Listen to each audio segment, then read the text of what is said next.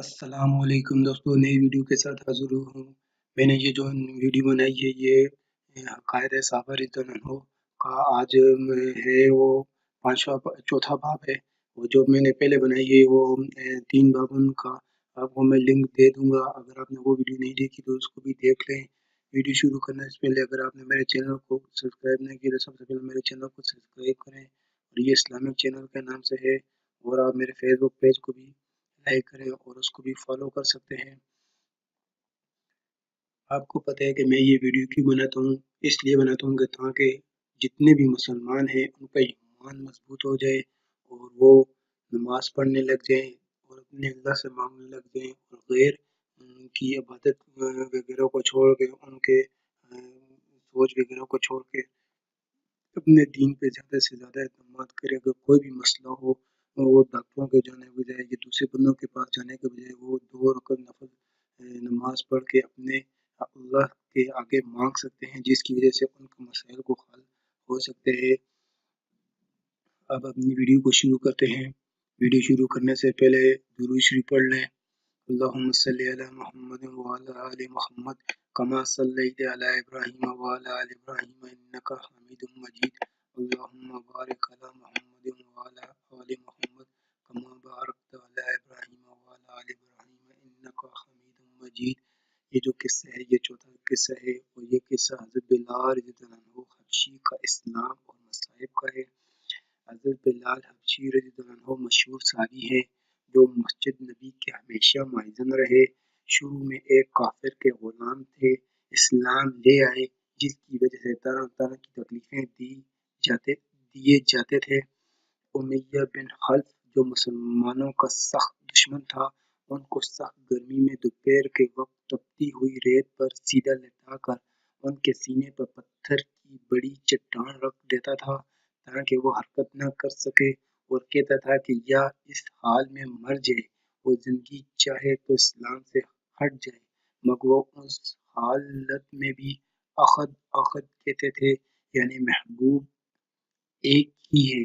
رات کو زنجیروں میں باندھ کر کوڑے لگائے جاتے اور اگلے دن ان زخموں کو گرم زمین پر ڈال کر اور زیادہ زخمی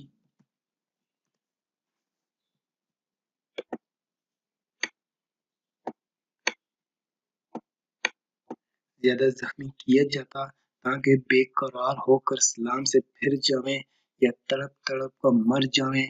عذاب دینے والے اکتا جاتے، کبھی ابو جہل کا نمبر آتا، کبھی امیہ بن خلف کا، کبھی اوروں کا، اور ہر شخص اس کی کوشش کرتا کہ تکلیف دینے میں زور ختم کر دے۔ حضرت ابوبکر صدیق رضی اللہ عنہ نے اس حالت میں دیکھا تو ان کو خرید کر آزاد فرمایا۔ فائدے میں لکھتے ہیں کہ چونکہ عرب کے بت پرست اپنے بتوں کو بھی محبوب کہتے تھے، اس لیے ان کے مقابلے میں اسلام کی تعلیم توحید کی تھی، جس کی وجہ سے حضرت بلال رضی اللہ عنہ کی زبان پر ایک کا ورد تھا، یہ تعلق اور عشق کی بات ہے۔ ہم جھوٹی محبتوں میں دیکھتے ہیں کہ جس سے محبت ہو جاتی ہے اس کا نام لینے میں لطف آتا ہے، بے فائدہ اس کو رٹا جاتا ہے، تو اللہ کی محبت کا کیا کہنا جو دین و دنیا میں دونوں جگہ کام آنے والی ہے۔ یہی وجہ ہے کہ حضرت بلال رضی اللہ عنہ کو ہر طرح سے ستایا جاتا تھا، سخت سے سخت تکلیفیں پہنچائی جاتی تھی، مکہ کے لڑکوں کے حوالے کر دیا کہ وہ ان کو گلی کوچوں میں چکر دیتے پھریں، اور یہ تھے کہ ایک ہی ایک ہے کی رٹ لگاتے تھے۔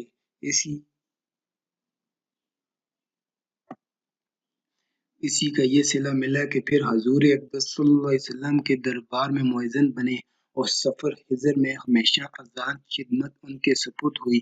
حضور اقدس صلی اللہ علیہ وسلم کے وصال کے بعد مدینہ طیبہ میں رہنا اور حضور صلی اللہ علیہ وسلم کی جگہ کو خالی دیکھنا مشکل ہو گیا، اس لیے ارادہ کیا کہ اپنی زندگی کے باقی دن میں جہاد میں گزار دوں، اس لیے جہاد میں شرکت کی نیت سے چل دیے۔ ایک عرصے تک مدینہ منورہ لوٹ کر نہیں آئے۔ ایک مرتبہ حضور صلی اللہ علیہ وسلم کی خواب میں زیارت کی۔ حضور صلی اللہ علیہ وسلم نے فرمایا، بلال یہ کیا ظلم ہے، ہمارے پاس کبھی نہیں آتے؟ تو آنکھ کھلنے پر مدینہ طیبہ حاضر ہوئے۔ حضرت حسن رضی اللہ عنہ، حسین رضی اللہ عنہ نے اذان کی فرمائش کی۔ لاڈلوں کی فرمائش ایسی نہیں تھی کہ انکار کی گنجائش ہوتی۔ اذان کہنا شروع کی اور مدینہ میں حضور صلی اللہ علیہ وسلم کے زمانے کی اذان کانوں میں پڑھ کر قرآن مچ گیا۔ عورتیں بھی روتی ہوئی گھروں سے نکل پڑیں۔ چند روز قیام کے بعد واپس ہوئے اور 20 ہجری کے قریب دمشق میں وصال ہوا۔ یہ تھے ہمارے حکایت صحابہ کا چوتھا باب، جو آپ نے سنا حضرت بلال رضی اللہ عنہ کے بارے میں تھا۔ کتنے دلیر اور کتنے بہادر صحابی تھے، اسی وجہ سے اللہ پاک نے ان کو عزت بھی بخشی۔ عزت ان کو کیوں بخشی؟ کیونکہ انہوں نے اپنے دین کا دامن جو ہے اس کو مضبوطی سے پکڑا ہوا تھا، انہوں نے اپنے ایمان کو ڈگمگانے نہیں دیا۔ اس لیے آپ بھائیوں سے گزارش ہے کہ آپ اس ویڈیو کو آگے بھی شیئر کریں، خود بھی اس پر عمل کریں، دوسروں کو بھی اس کی دعوت دیں، خود بھی نماز پڑھیں، ذکر کریں، اذکار کریں، ہر وقت اللہ تعالیٰ کی عبادت کرتے رہیں اور دوسروں کو بھی اس کے بارے میں بتاتے رہیں۔